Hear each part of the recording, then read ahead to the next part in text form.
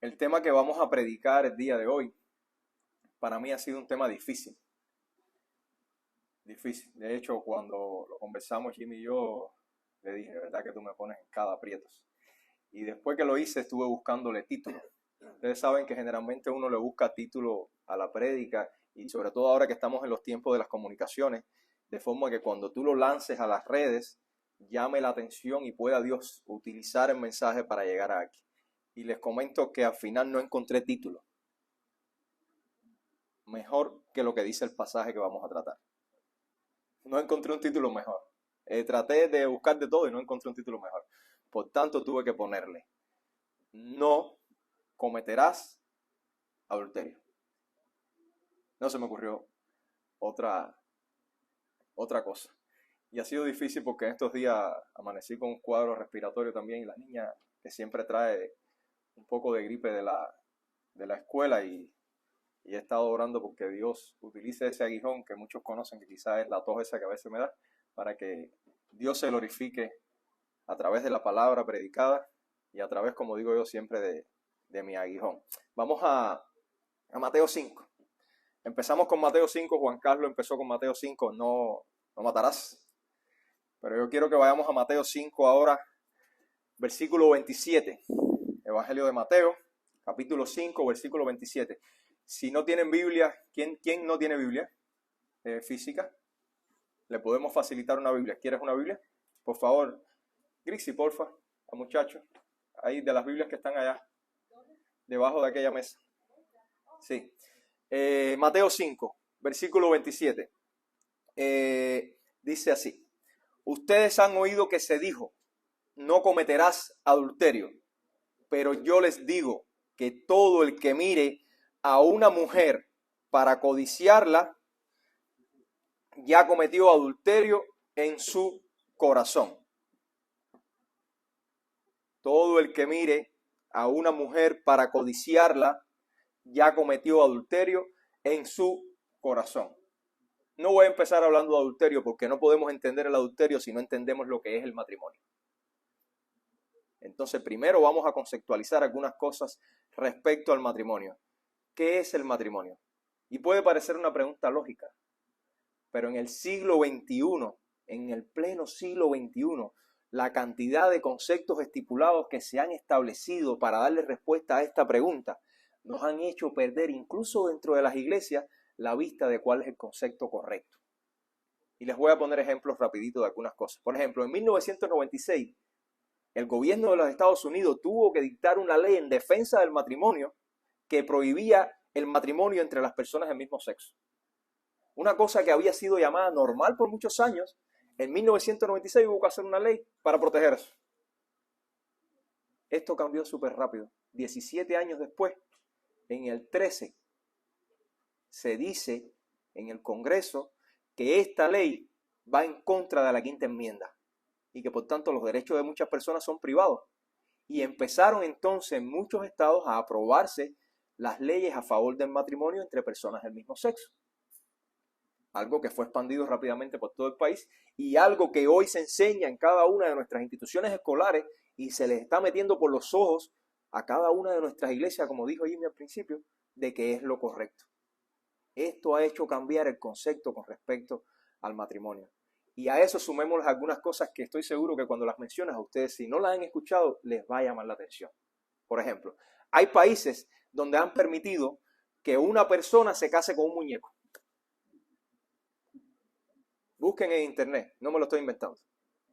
Y han entrevistado a la persona y a su pareja. Hay países donde han permitido que las personas se casen consigo mismos. La zoogamia se llama eso. Hay países que han permitido que las personas se casen con animales. Zoofilia. Hay países que han permitido que las personas se casen con objetos. Con la Torre Eiffel en Francia se casó una mujer. Objetofilia. O con el personaje de tu videojuego favorito.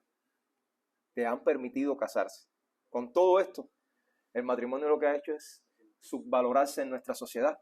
Por eso les dije, quizás parezca raro que tengamos que analizar el concepto de matrimonio, pero en este siglo XXI ya nada me asombra.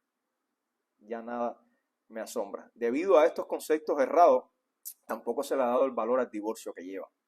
De hecho, camine por Miami y vea cuántos carteles hay de abogados de divorcio. Y cuánta publicidad, divórciese por no sé cuántos dólares en menos de nada. Pero más cómico aún, vaya a internet y ponga fiesta para divorcio, key de divorcio. ¿Hasta qué punto se ha subvalorado el matrimonio y el divorcio? No se le ha dado la importancia que estos conceptos tienen y nos afectan a todos. De hecho, las estadísticas dicen, en México, por ejemplo, del 2000 al 2019, un estudio de bastantes años, el divorcio se quintuplicó 5 veces. Las estadísticas de Estados Unidos son un poquito más alentadoras. Según la CDC, son un poquitico más alentadoras. En ese mismo periodo de tiempo los divorcios disminuyeron. Pero ustedes saben por qué. Porque en ese mismo periodo de tiempo los matrimonios también disminuyeron. Es lógico, si tú no valoras el matrimonio, no te casas. Por tanto, también van a disminuir los divorcios. Y los que se casan, lo hacen ya avanzada edad, cuando ya dicen, ya yo creo que ya no me queda más remedio, voy a casarme, o por lo menos ya creo que no me voy a arrepentir. Así están las cosas. La Florida está en el número 10, en el top 10 de los divorcios en Estados Unidos. 3.5 por cada 1000 en un año. O sea, estamos en el top 10. Pero hay algo que me llamó más la atención. Incluso cuando los miembros de las iglesias y el personal religioso, incluyendo pastores, líderes y miembros activos de una iglesia, tienen conocimiento de esto, los miembros de la iglesia están dentro de los 10 profesiones o personas que menos se divorcian. Esto es algo bueno. Sin embargo, a pesar de eso, incluso dentro de líderes, 1/5, 1 de cada 5 se divorcian dentro de las iglesias. Por eso es importante conceptualizar el matrimonio antes de ver el tema de adulterio. Vamos a la Biblia, que es la única fuente que nos dice qué es un matrimonio. Vamos a ver 3 pasajes. 3 pasajes para conceptualizarlo de forma sencilla. Primero vayamos a Malaquías 2. Malaquías 2 está Dios dándole un regaño a los sacerdotes de Judá por haberse apartado del pacto que Él les había dejado, pero además por haberle sido infieles a sus esposas. Malaquías 2, versículo 13. Malaquías 2:13 dice lo siguiente.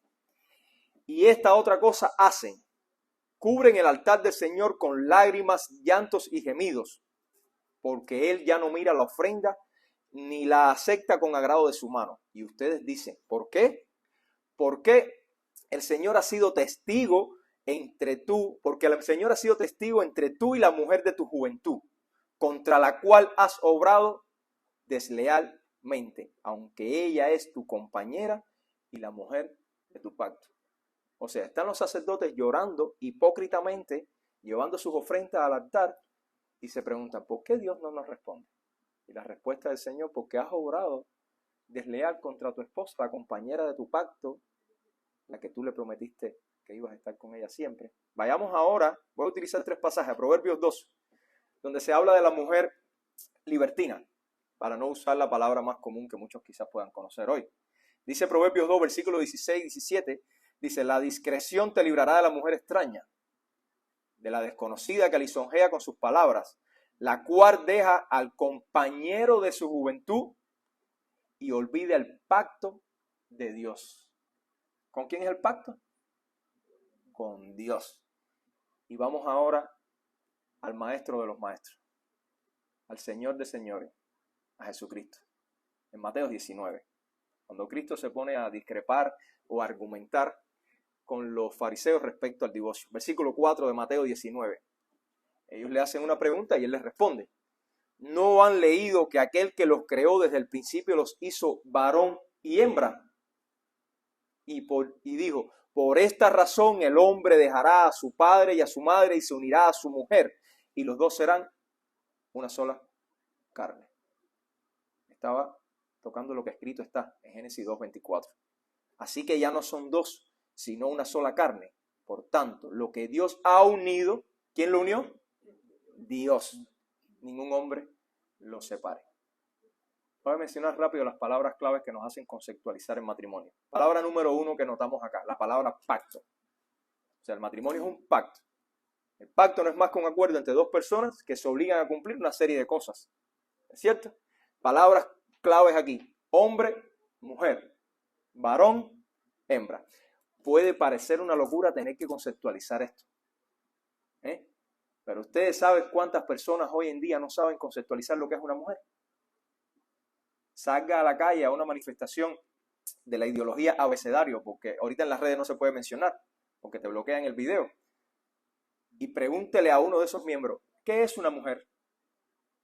Por tanto, hay que estar preparado para saber lo que te van a responder. Por eso hay que conceptualizarlo. No es una construcción social, como dicen. La biología, la ciencia no se equivoca.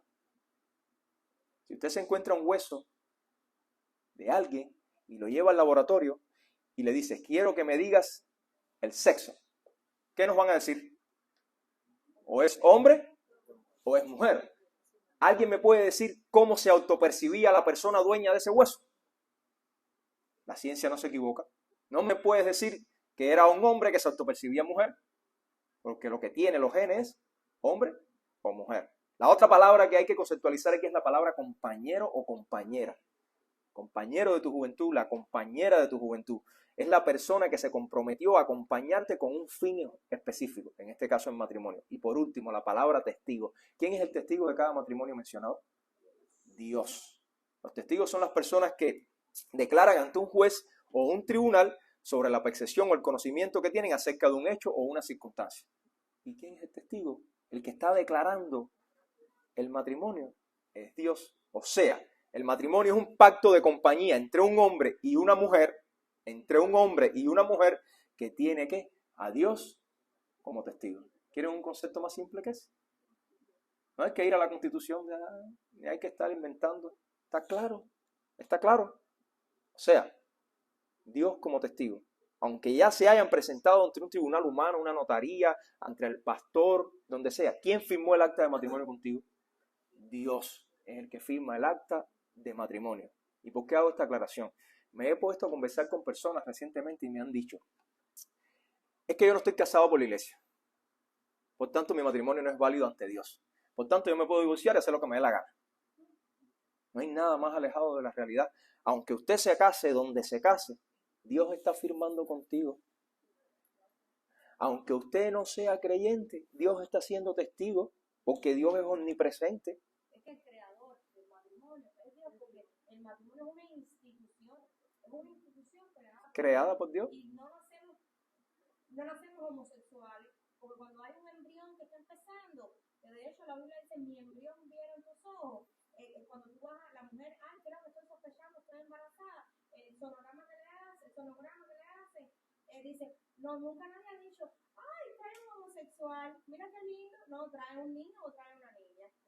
Entonces, es creado por Dios. De hecho, es la primera institución que Dios creó. Dios no creó primero la iglesia. ¿A quién creó Dios primero? Al matrimonio. De hecho, Dios no creó primero la familia. Dios creó primero el matrimonio. Esa es la primera institución y la que nosotros tenemos que salvar. La mujer del pacto de Él. Y como toda unión que ha sido pactada, ha sido una obligación a cumplir por ambas partes. Por tanto, si Dios está inmiscuido, nadie lo puede romper. Y es algo eterno porque Dios es eterno y todo lo que Él crea, como dice Eclesiastés, perdurará para siempre. Y Jesús lo demostró. Jesús le respondió a los fariseos cuando estaban discrepando con respecto al divorcio. En Mateo 19, versículo 6 dice, así que ya no son dos, sino una sola carne. Por tanto, lo que Dios ha unido, ningún hombre lo separe. Y ellos le dicen, bueno, ¿y entonces por qué mandó Moisés? Ellos utilizan la palabra mandó. Jesús después se la rectifica. Dice, ¿por qué mandó Moisés a darle carta de divorcio y repudiarla? Estaban ellos malentendiendo lo que decía Deuteronomio 24, del 1 al 4, donde se autorizaba a dar divorcio bajo condiciones específicas. Y la condición específica que se estaba autorizando ahí era el adulterio, por la inmundicia que esto generaba.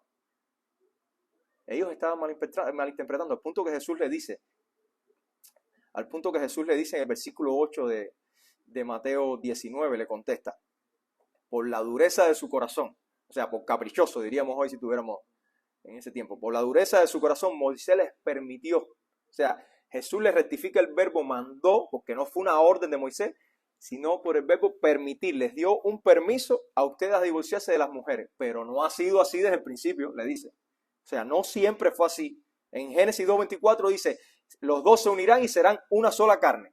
Y esto significa una unión permanente e indisoluble para siempre. La frase una sola carne es un todo en uno, una totalidad. Tú dices un racimo de uvas. ¿Cuántas uvas tiene? Bastante uvas, pero es un solo racimo. Y vamos más allá. Cuando decimos que Dios es 3 en 1. 3 en 1. Lo mismo es el matrimonio. 2 en 1. Y esto resume que desde la creación el divorcio no estaba contemplado en el plan de Dios. El divorcio no era parte para nada del plan que Dios había diseñado. Para nada. De hecho, en Malaquías 2:16, Dios dice, yo detesto, dice el Señor Dios de Israel, yo detesto el divorcio. Y al que cubre de iniquidad su vestidura. ¿Ustedes saben lo que quiere decir esto? La palabra detestar quiere decir aborrecer, odiar, ser enemigo. O sea, yo odio el divorcio. Así dice Dios en Malaquías. Yo odio el divorcio. Pero fíjense si Dios lo odia, que lo compara con el asesinato. Cuando Él dice, y al que cubre de iniquidad, la palabra iniquidad quiere decir mancha de sangre, mancharse. Su vestidura es como que lo compara con las manchas de sangre que están en la ropa del que mata a otra persona. Dios odia tanto el divorcio que lo compara con el asesinato. Y lo otro que queda claro aquí es que desde el principio Dios estableció que la monogamia era permanente, era lo establecido por Él. Y sigue siendo, y la ley de diseño y la ley del creador hasta el día de hoy. A tal punto Dios glorificó, a tal punto Dios estableció el matrimonio, que la relación entre Dios y el pueblo de Israel era comparada con un matrimonio. Osea da una clase completa de eso. A tal punto que en el nuevo pacto la relación entre la iglesia y Cristo es que un matrimonio, como hemos decorado, la preparación para una boda. A tal punto que el mismo Cristo hizo su primer milagro, ¿en dónde? En las bodas de Caná, en un matrimonio. La sociedad de hoy en día no le presta atención al matrimonio. Para nada. Para nada. Regresemos al pasaje de hoy. Mateo 5. Voy a leerlo de nuevo para no perdernos el hilo. Dice, ustedes han oído que se dijo, no cometerás adulterio. Pero yo les digo que todo el que mire a una mujer para codiciarla, ya cometió adulterio con ella en su corazón. Vamos a ubicarlo en el contexto. Hay 5 discursos en Mateo. 5 grandes discursos. El primero todos lo conocemos. El Sermón del Monte, que empieza en capítulo 5 y termina en el capítulo 7. Ahora, del versículo 17 al 20, en todo ese pasaje, Jesús aborda la ley. Y dice que no había venido para abolirla, sino ¿para qué? Para cumplirla. Para cumplirla, pero realmente como se debe cumplir. ¿Por qué Jesús hace esta aclaración? Sucede que los líderes israelitas y fariseos los fariseos de la época sí cumplían estrictamente la ley delante de los demás. No había nadie que le pudiera decir. El mismo Pablo dice, a mí no había que me dijera. A mí lo cumplía todo al dedillo. Pero ¿cómo lo cumplían? Con una actitud inadecuada. Habían hecho un análisis de la ley incorrecto. No habían entendido y habían olvidado el verdadero espíritu de la ley, lo que se llama el corazón de la ley. Por eso es que en el versículo 20, cuando Cristo le dice a los oyentes que ellos debían ir más allá de lo que se ve a los ojos. Hay que ir más allá de lo que se ve a los ojos. Y le dice, si la justicia de ustedes no es mayor que la justicia de esta gente, o sea, de los fariseos, nadie va a ir al cielo. Ustedes se imaginan cómo hubiéramos puesto los ojos nosotros. Ustedes se imaginan esos fariseos que se la daban de que lo hacían todo correctamente. ¿Cómo voy a decir yo? ¿Cómo yo voy a cumplir? Si esta gente lo cumple en todo el dedillo, o por lo menos lo que nosotros vemos, todo el mundo se quedó pasmado, me imagino. ¿Quién va a cumplir esos mandamientos así? En este contexto Jesús introduce entonces lo que vamos a hablar hoy. La enseñanza del adulterio. Cuando empieza mencionando ¿qué? Éxodo 20:14. No cometerás adulterio. Le introduce con el mandamiento y siempre me pregunté, ¿por qué Jesús le dice, ustedes han oído que se dijo? Ustedes han oído que se dijo. ¿Qué pasaba? La mayoría de las personas en ese tiempo no tenían para leer. Quizás muchos no sabían leer. Entonces, ¿qué estaban haciendo el pueblo? Escuchando lo que habían dicho de generación en generación. Y además, ¿de quiénes lo escuchaban?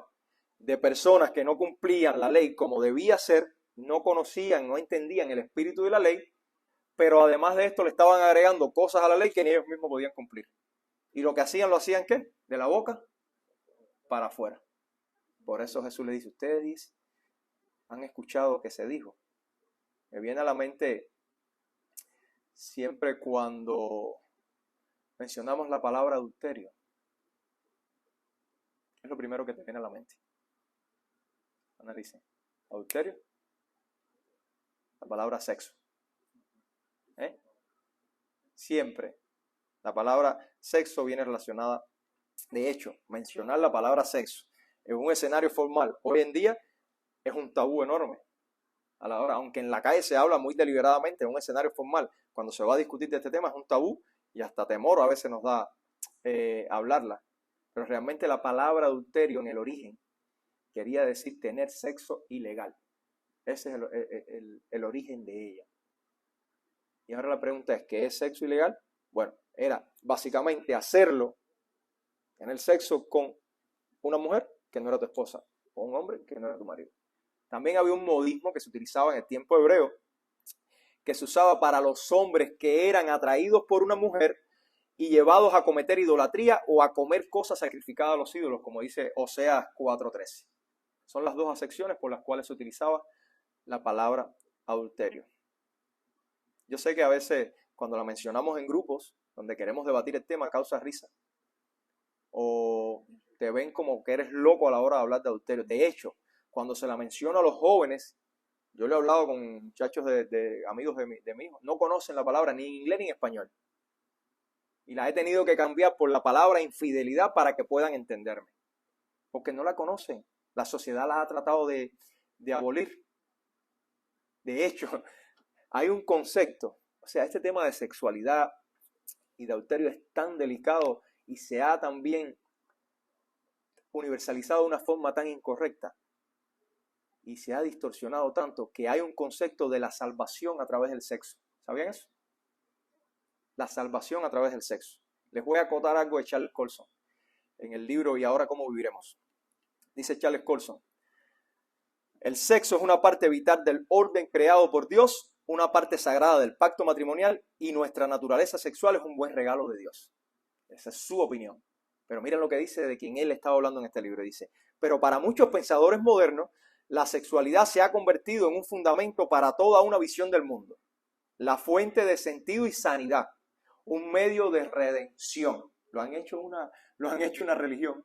Utilizan conceptos bíblicos para caracterizarlo. Fíjense. Un medio de redención. El sexo ha sido exaltado hasta llegar a ser el medio que nos lleva al próximo nivel de la evolución. O sea, si estamos evolucionando, la comprensión de ello con respecto al sexo es lo que te lleva al escalón superior. Yo no creo mucho que estemos evolucionando como cuando nosotros no somos mejores que nuestros abuelos. En muchos aspectos. Con una definición como esa, ¿cómo no pensar que la sociedad moderna tiene un concepto completamente errado de lo que es la sexualidad en el matrimonio y tan alejado de lo que Dios estableció? No quiero aclarar que no estoy diciendo con esto que el sexo es malo, ni que hablar de sexualidad es malo, para nada. Mire lo que dice la Biblia en Hebreos 13. Hebreos 13, versículo 4. Dice, honroso sea en todos el matrimonio y el lecho sin mancilla. Lo voy a dejar hasta ahí para traducir esto. Honroso, la palabra honroso, valioso, preciosísimo, costoso, estimado, venerado. Eso es lo que está diciendo Dios del sexo dentro del matrimonio. O sea, ya aprendimos que era el matrimonio, entonces Dios está diciendo, venerado sea el pacto, el compromiso entre una mujer y un hombre y el lecho. ¿Ustedes saben cuál es la palabra lecho en griego? Es la palabra koite o koite. La vi con acento en la i y la vi sin acento. Así que como no sé mucho de griego, no sé cómo la voy a pronunciar. Entonces, de donde deriva la palabra coito, de donde deriva la palabra sexo o intimidad. Entonces, Dios está diciendo que es venerado, que es bueno, que es honroso en el matrimonio, en el compromiso entre el hombre y la mujer, la relación sexual, pero ¿qué? Sin mancilla, sin mancha, sin inmundicia, sin corrupción. No estoy hablando del momento, Estoy hablando de la contaminación externa a lo que puede ocurrir entre un hombre y una mujer que son casados. Fuera del matrimonio el sexo se convierte en algo animal. Fuera del matrimonio es algo animal. Miren Jeremías 5:8. Dios le está haciendo la crítica por todo lo que ellos están haciendo. Jeremías 5:8 y le dice a los hombres de Israel, les dice, eran caballos cebados y fogosos. Caballos cebados y fogosos. Cada cual relinchando tras la mujer de su prójimo. ¿Con quién los está comparando? Con un animal. Con un animal. Dios odia tanto esto. Y a veces cuando mencionamos la palabra odio como sentimiento humano hacia Dios, quizás tenga otra connotación, pero es la que nosotros entendemos. El lenguaje de Dios nos dio este lenguaje para utilizarlo, para que lo entendamos. Dios odia tanto eso, que se entiende que es algo egoísta y animal cuando no se hace dentro del matrimonio. Al punto que al final del versículo donde lo dejé, en Hebreos 13:14, ¿qué es lo que dice? Dios juzgará a ¿quién? A los adúlteros y fornicarios. ¿Quién lo va a juzgar? ¿Yo? No soy yo, es Dios. Y la continuación del versículo que leímos en Jeremías, ahí en Jeremías 5:8, porque también lo dejé intencionalmente, el versículo 9, porque no solamente Dios está hablando del adulterio que ellos cometían con otras mujeres, sino el adulterio que también cometían en contra de Dios, yéndose con otras religiones y con idolatría. Le dice, no he de castigar a este pueblo. O sea, pues, con eso que están haciendo no los he de castigar. De una nación como esta no he de vengarme. Es fuerte. El Dios de amor que nosotros conocemos también es un Dios justo. Hermano, la sociedad de hoy ha perdido el concepto total de la intimidad verdadera, de la relación entre parejas. Cada día hay más sexo, menos compromiso. Cada día hay más sexo, menos amor. Cada día hay menos matrimonio y más divorcio. Por el mero hecho de no entender el concepto básico de lo que es el matrimonio y lo que eso representa, lo que el divorcio representa para Dios. Ya entendimos ahora el concepto original de la palabra adulterio y cómo Dios lo condena y de la forma que lo condena. Ahora bien, vamos a ver qué le dice Jesús cuando él confrontó a los líderes religiosos de este primer siglo con respecto a este pasaje. Ellos decían, bueno, nadie me puede decir nada. Así le estaban diciendo. A mí nadie me puede llamar la atención porque este mandamiento lo cumplo al dedillo. Cuando vamos a predicar al parque, eso nos pasa mucho. No, yo nunca le he montado cacho a mi mujer, yo nunca le he montado cacho a mi marido. Cacho, entendemos lo que es cacho, ¿no? Yo tengo el lenguaje venezolano y cubano medio mezclado. Entonces, pero cuando le aplicas la ley y le preguntas como Jesús le preguntó a los fariseos, todo el mundo queda desarmado. ¿Qué les respondió Jesús? Sí, ustedes oyeron que se decía eso, no cometerás adulterio. Pero yo les voy a decir que ustedes no entendieron nada. Ustedes se quedaron a mitad del mandamiento. Y les dispara ¿qué? Son de la ley. Y les dice, el que mire a una mujer para codiciarla ya cometió adulterio en su corazón. Se habían aprendido de memoria los 10 mandamientos. Se lo sabían, lo recitaban, trataban de cumplirlo. Pero habían olvidado hacer la tarea de unir el mandamiento 7 con el 10º. No se acordaron que el 7 decía, no cometerás adulterio, pero el 10º decía, no codiciarás a la mujer de tu prójimo, ni su siervo ni su sierva. Cuando usted une esto, ahí está el mandamiento completo. Ellos no llegaban al acto carnal, pero se habían olvidado que codiciar a la mujer del prójimo también era un pecado. O sea, ¿qué les estaba diciendo Dios? ¿Qué les estaba diciendo Jesús en este instante?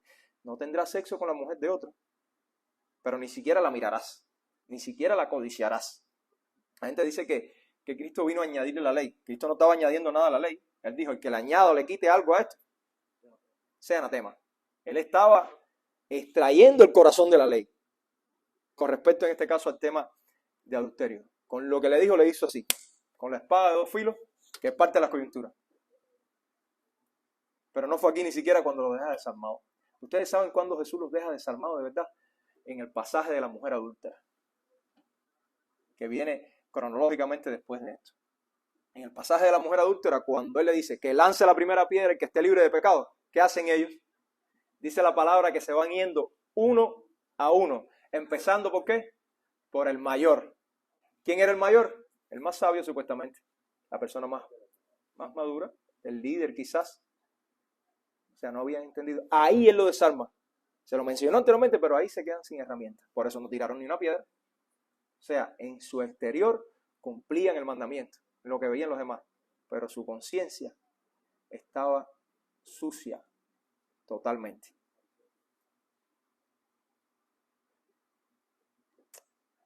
Y siempre me pregunto, ¿estamos nosotros hoy en día muy lejos de esa realidad? ¿Estamos lejos nosotros como iglesia y como sociedad, lejos de esa realidad? ¿Cuántos no estamos libres de adulterio en la carne, pero nuestras conciencias nos traicionan? Incluso en nuestras iglesias, el adulterio donde realmente empieza, ¿dónde es? En la mente del ser humano, donde tú procesas la información. No es muy difícil que eso nos pase. En una sociedad donde lo sexualizan todo, en una sociedad donde cada paso que se da está relacionado, como decía Freud, el sexo es la base de todo. Los seres, Freud decía que nosotros somos seres sexuales, no es mentira, pero él lo llevó más allá, al punto de que existió el concepto de la redención a través del sexo. Y si ustedes creen que me equivoco, les voy a poner algunos ejemplos. Es nada más mirar las campañas publicitarias, la televisión, la música, el lenguaje que se utiliza. ¿Por qué? Para promocionar un par de lentes de sol, yo tengo que poner una chica semidesnuda acostada en la arena. Esa imagen a mí nunca se me graba, y eso la vi en Venezuela, en un cartel grande, y siempre me llamaba la atención. ¿Por qué? Lo que más me preocupa es que estoy viendo que ahora todos los textos bíblicos que se anuncian bonitos tienen una muchacha en un tono medio sensual. ¿Por qué? Ahora que tú dices, y me viene a la mente. Todos los textos bíblicos, el texto del día, una muchacha bonita, una mujer, y a veces media. ¿Qué tiene que ver eso? ¿Por qué las chicas que promocionan la meteorología la ponen? Yo no veo televisión, pero el otro día estuve viendo un comentario de eso. ¿Por qué la ponen tan sensual? ¿Por qué para promocionar una bebida incluso no alcohólica, o una crema dental, o una crema para la piel, o un labial, o un creyón, hay que poner tanto erotismo en la publicidad? ¿Por qué los tipos de ropa que nos venden hoy en día y que nos quieren meter por los ojos cada día son para exhibir más el cuerpo? ¿Por qué cuando se hace un video musical, si no sacan chicas y chicos semidesnudos en cada escena, el video no tiene publicidad, no gana rey? ¿Por qué las telenovelas? Este me gusta. Y este me gusta incluso más dentro de la iglesia. ¿Por qué las telenovelas, las películas, las series que vemos nos venden tanto las rupturas de los matrimonios y las infidelidades como si fuera algo normal? Al punto que nosotros terminamos viendo y loco porque se divorcie. Porque ya la tipa me cae pesada. O viceversa. Da risa, yo sé, yo me río también. Pero en eso trabaja nuestra mente. Es como cuando tenemos ganas de que acaben de matar a uno en la película. En eso trabaja nuestra mente. ¿Por qué las redes sociales tú abres en Facebook y sobre todo TikTok? Que yo lo eliminé. Y lo primero que te sale es una chica o un chico semidesnudo haciendo un challenge de cualquier cosa. El challenge es de cualquier cosa, pero están semidesnudos. ¿Por qué el mercado de la pornografía es un mercado tan exitoso en este mundo? ¿Se han preguntado por qué es tan exitoso? ¿Cuántos de cada uno de nosotros vivimos en ese bombardeo diario? ¿Cuántos de nuestros hijos están siendo expuestos a eso diario? Peor aún, ¿cuántos de nuestros padres permiten que nuestros hijos se expongan a esa realidad todos los días y no lo controlan? De nuestros hijos, nuestros nietos, nuestros abuelos, lo que sea, lo que nosotros tengamos alrededor de nosotros. De hecho, ¿alguien sabe a qué edad empiezan los muchachos a consumir pornografía en este país? A los 11 años. ¿Sabían eso? Y todo empezó con un clic a un video de Barbie y Ken dándose un beso. ¿Saben de lo que hablo? Esa es la sociedad que nos están vendiendo. Una sociedad adúltera. Por eso es que nosotros llegamos al punto que llevamos a ver estas cosas como normales. No supervisamos a nuestros hijos, no supervisamos lo que nosotros mismos vemos y controlamos. ¿Ustedes saben por qué les hago esta pregunta? Porque hoy en día la psicología nos vende que nosotros somos producto del medio que nos rodea. Yo no estoy en contra de eso, el medio que nos rodea nos influencia. Es cierto. Ellos dicen que somos parte de ese medio y que no tenemos solución. Cuando vas al psicólogo, no, es que tu mamá te dijo, que tu papá te hizo. Es cierto que hay cosas que te influenciaron. Y si es así, nosotros pensamos así, entonces nunca tenemos solución. Nunca podemos apartarnos de este mundo brutal que nos está absorbiendo. Y lo que más me duele es que está absorbiendo a los miembros de la iglesia, a los supuestos cristianos. ¿Qué dice la Biblia por otro lado? ¿Dónde está el problema de verdad? En el corazón. Es lo que dice la Biblia. La Biblia no dice que es el entorno. La Biblia dice que es en el corazón. No hay forma de llegar, por ejemplo, al adulterio. Nadie llega a la cama con otra persona que no sea su esposo o su esposa si primero no aceptó la tentación, si primero no aceptó la exposición visual a lo que está exponiéndose. Usted se pone a ver Facebook y empieza a ver chicos y chicas semidesnudos, los turcos de las novelas, chácate, chácate, chácate, chácate, y cuando viene a ver tu cerebro empieza a procesar. Y entonces, si ves el turco de la novela y después ves a tu marido que no tiene el mismo cuerpo que el turco de la novela, algo va a pasar. Vamos a hablar de las colombianas. Ok, españolas. La gran mayoría, las turcas son la excepción entonces. Ok, yo no las veo, pero bueno. Las turcas son la excepción. Gracias a Dios estamos improving en algún aspecto. Ok. Estamos mejorando. Pero nos da risa. Pero es verdad. Cuando usted abre las redes sociales, lo primero que está viendo son esas cosas. O sea, nadie va a la cama si antes no procesó algo en su mente. Si eso no se convirtió en un pensamiento lascivo. Si después eso no se convirtió en miradas pícaras con alguien, o en mensajes inadecuados, o en llamadas inapropiadas, hasta que al final se convierte, ¿qué? En el acto. Es un proceso que empieza ¿dónde? En el corazón, en la mente, donde dice la Biblia. Porque el ser humano en esencia es malo. Un experimento que compartí en el grupo de chat, no sé si todos lo llegaron a ver, en 1974 la mujer demostró que el ser humano es malo. Se paró, dijo, me voy a parar 6 horas aquí, y puso en una mesa de todo, hasta un cuchillo y un arma de fuego, y les dijo, pueden hacer conmigo lo que quieran. Empezaron con pasarle rosadito por la cara, no sé qué, pintarle, y terminaron apuntándole con el arma en la frente. Y no había policía ni nadie que se lo prohibiera. El ser humano, cuando no tiene restricciones, es malo. Y eso nos incluye a cada uno de nosotros. Si no, imagínense los lugares, piensen en los lugares, en los países donde la policía, por ejemplo, no cumple su función. Es un desastre. Cuando le quitas las restricciones, aparecen todas estas cosas. Por tanto, si tú te quitas restricciones de exponerte a estas cosas que hemos hablado, vas a terminar cometiendo el acto. Incluso aunque no cometas el acto que dice la Biblia, que es pecado. Si usted va a llegar hay dinero en un sitio, usted llega a una iglesia y está la cajita de la ofrenda, y usted lleva la intención de robar, llega, abre la cajita y ve que está vacía, ¿no cometió pecado? No cometió pecado, no sé para qué. Pero ya en tu mente lo hiciste. Lo que no estaba el dinero no te lo pudiste robar. Como los niños cuando no se pueden coger una galleta porque ya no hay. A pesar de que el padre le dice, no coja. Entonces, aunque no se llegue, usted está cometiendo pecado. Recuerden que el Señor escudriña ¿qué? Los corazones. Y el Señor sabe que el corazón es malo. Desde Génesis lo dice 6.5. Antes del diluvio, ¿qué dice Génesis 6.5? Que el Señor había visto que toda intención de los pensamientos del corazón del hombre era solo hacer el bien. Siempre, fíjense solo hacer siempre el mal. O sea, lo único que hacían todo el tiempo era el mal. Lo mismo. Engañoso del corazón, Jeremías 17. Más que todas las cosas. ¿Quién lo conocerá? Hermano, hoy no vamos a abordar el tema de la solución de este problema, por cuestiones del tiempo, pero me gustaría que se tomarían el tiempo para analizar y que se tome la iniciativa de alejarse de estas cosas, de esto que hemos hablado, de alejarse de esas cosas que son piedra de tropiezo para cada uno de nosotros. Recordemos que lo que nosotros guardamos en la mente muchas veces llega a convertirse en hechos. De una forma u otra se convierte en hechos. Pero sí me gustaría brevemente agregar algo. Hemos mencionado lo que puede ser piedra de tropiezo para nosotros. Pero ya analizamos cómo nosotros nos podemos convertir en piedra de tropiezo para otros. En este aspecto de adulterio, analizamos cómo nos podemos convertir en un problema para esas personas, para otras personas.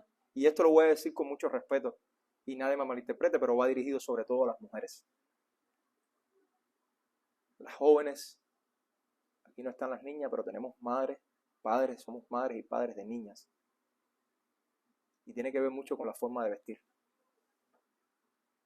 Cómo se convierten las mujeres hoy en día en piedra de tropiezo por su forma de vestir.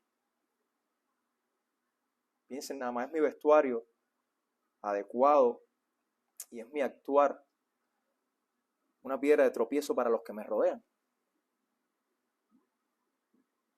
Vengo a la iglesia vestida de una forma adecuada. Yo sé que en la iglesia generalmente estas cosas no pasan.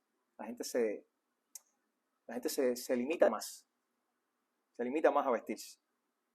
No quiero que me malinterpreten. Como alguien me dijo, ¿y si es la única ropa que tiene? Si alguien entra por esa puerta con la ropa que tiene, aquí nadie se le va a corregir. Eso es un problema tuyo con Dios.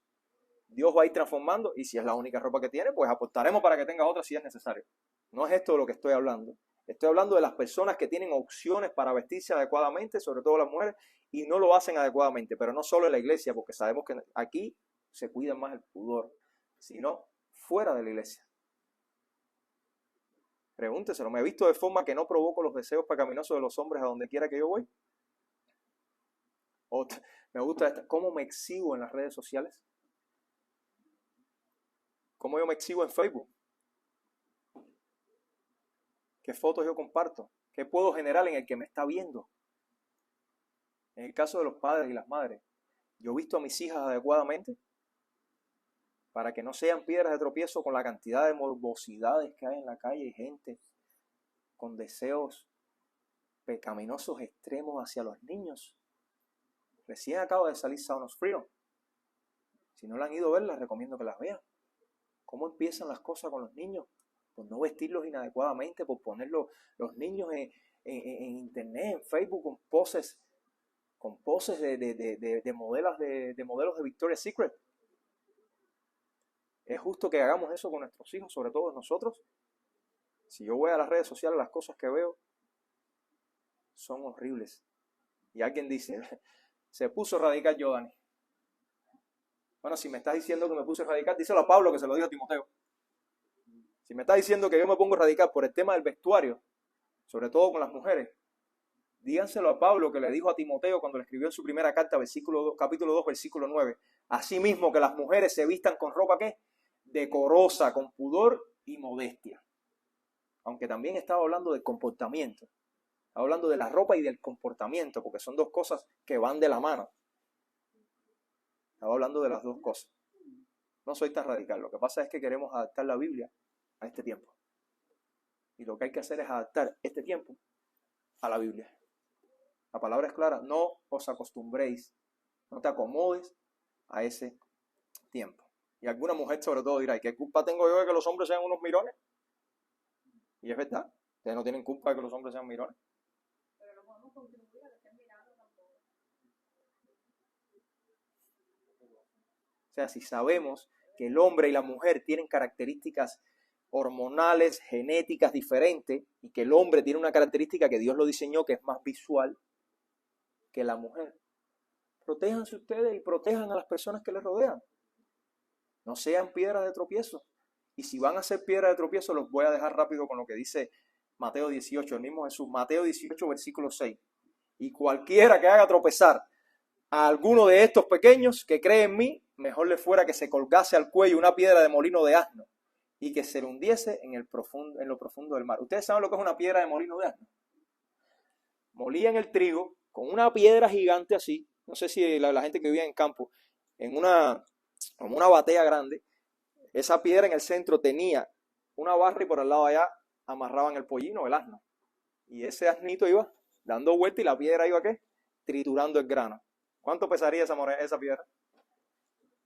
Mira lo que dice Jesús. Si te conviertes en piedra de tropiezo para alguien, es mejor que te amarres esa piedra y te lances al fondo del mar y te ahogues. Y la conclusión que Jesús le da a Mateo 18:6, que acabo de leer, es la misma conclusión que Jesús le da a Mateo 5 que empezamos leyendo. No cometerás adulterio. Ni siquiera codicies la mujer o el hombre de la otra persona. Termina diciéndole la misma conclusión, lo que hace un juego de inversión del párrafo. Le dice, si tu ojo derecho te hace pecar, arráncalo y tíralo, porque te es mejor que se pierda uno de tus miembros y no que todo tu cuerpo sea arrojado ¿dónde? En el infierno. Y si tu mano derecha te hace pecar, córtala y tírala, porque te es mejor que se pierda uno de tus miembros que no todo tu cuerpo vaya al infierno. No es literal No vayan a salir ahora a sacarse un ojo.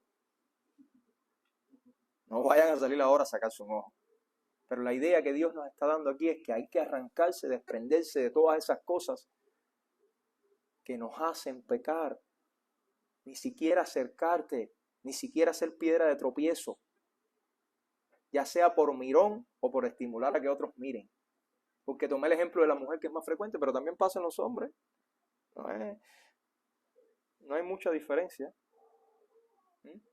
Y siempre me viene a la mente el versículo, diría yo, el refrán cubano que dice: tanta culpa tiene el que mata a la vaca como el que le aguanta la pata. La conclusión de los dos versículos, para el que hace de piedra de tropiezo como para el que peca, la conclusión es la misma. No le leí la otra parte porque es lo mismo. Después lo pueden revisar. Hermano, quiero que entiendan que ninguno de nosotros está exento de caer. Ninguno. Por tanto, como dice la palabra, nadie se crea firme. Porque ¿qué? El diablo anda como león rugiente y cualquiera puede caer. Examínense, autoexamínense, analícense. Estoy a cuentas con Dios en este tema. No estoy extendiéndome todavía, ni siquiera va a ser hoy, al tema del adulterio con la idolatría. O sea, cometer adulterio hacia las cosas de Dios, poner cualquier cosa por delante de Dios. Pero autoexamínense en este punto. Si algo te ha hecho reflexionar en esta palabra y te convence de pecado, que es el objetivo también a veces de nuestra palabra aquí que Dios trae, te recuerdo que tienes un Dios que es justo y fiel para perdonar. O sea, me pongo aquí a hablar y empiezo a hablar de un tema que suena regañón, por eso dije que era difícil para mí. Pero tienes un Dios que es justo y fiel para perdonar y para limpiarte de toda maldad. Solo lo único que tenemos que hacer cuando cometemos pecado, sea cual sea, es regresar a los pies de Cristo, a la cruz, y arrepentirte. Y Dios es fiel, y Dios es justo, y sus misericordias son nuevas cada mañana. Y esto aplica también al que está aquí que no es cristiano, igual, solo que hay un paso previo que hacer. Quizás Dios te trajo acá por una razón soberana para que tú escucharas lo que se iba a hablar aquí, para que escucharas este tema. Quizás has estado peleando con cosas como esta por mucho tiempo, o con cualquier otro pecado, pero les voy a decir algo, les cuento por experiencia personal. Esa batalla nadie la gana solo. Nadie puede ganar la batalla contra el pecado, sea cual sea, solo. Es gastar balas, es perder el tiempo. Hay mucha gente ahí, sí, yo fui a Alcohólicos Anónimos y no sé qué, yo fui a un grupo que me están ayudando a superar el adulterio. Si no glorificas a Dios a través de tu proceso, no te vas a salir solo. Mientras estés peleando solo, gasta las balas. Se los digo por experiencia personal y específicamente en este tema.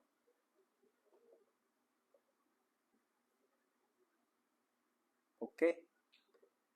Porque si tú estás intentando echar esta pelea solo, todavía sigues separado de Dios, todavía sigues separado de Cristo, todavía dice la Biblia que la ira de Dios está sobre ti. Ese Dios amoroso que es justo también se aira cuando cometen pecado contra Él. Y la única escapatoria que tiene es lo que dice la palabra. La única escapatoria que tiene es el único camino. ¿Quién es el único camino? Jesús es la respuesta a cada solución. Lo único que hay que hacer es aceptar. Estás batallando. Acepta a Cristo por fe y su obra, lo que hizo en la cruz, a lo que Dios lo mandó a hacer, para que todo el que en Él crea no se pierda, mas tenga vida eterna, porque es un Dios de amor. Y a mí últimamente no me está gustando mucho separar este del 18. Al final dice, el que no ha creído, ¿qué? Ya ha sido condenado. O sea, nos gusta el 16, somos amantes, pero tenemos que predicarle a todos y ustedes tienen que escuchar para también transmitir que Dios dice que el que no ha creído ya ha sido condenado. Y voy a cerrar con algo de Apocalipsis. O sea, esa persona que no ha creído, si estás aquí y no has creído, entiende que ya ha sido condenado. ¿Y a dónde van los condenados? Dice Apocalipsis. Los cobardes, los incrédulos, los abominables, los asesinos. Y miren dónde está, en qué clase lista está el adulterio. Utilicé esta versión, por eso dice, los que cometen inmoralidades sexuales, en la lista con los abominables, con los asesinos, con los incrédulos, con los que practican brujería, con los idólatras, con los mentirosos. ¿A dónde van? Al lago de fuego, que es la muerte última. Pero Dios es fiel, Dios es fiel. Y prometió que uno, sea quien sea, por muy pecador que fuera, como decía la última canción que alabamos, Dios te perdona. Y por eso tenemos que dar gracias, porque muchos de los que estamos aquí tenemos vida eterna en Cristo Jesús. Vamos a orar. Amado y santo Padre que estás en el cielo, te damos gracias, Señor, por este tiempo donde tu palabra ha sido predicada. Te damos gracias, Padre, porque tu misericordia es eterna cada mañana. Nos permites levantarnos, Señor, venir a tu santo templo, escuchar tu mensaje, Señor. Pero te rogamos, Señor, que tu Espíritu Santo nos ayude a ser obedientes a tu palabra, Padre. Sabemos que los que te aman obedecen tu palabra, Señor. Nada de esto, Señor, podemos hacerlo solos. Necesitamos de tu auxilio, Padre. Especialmente te ruego, Señor, que si hay alguien que no ha tenido ese encuentro renovador contigo, Señor, que tengas misericordia de esa persona y que vengas en su auxilio, Padre. Sálvalo como un día lo hiciste con nosotros, Señor.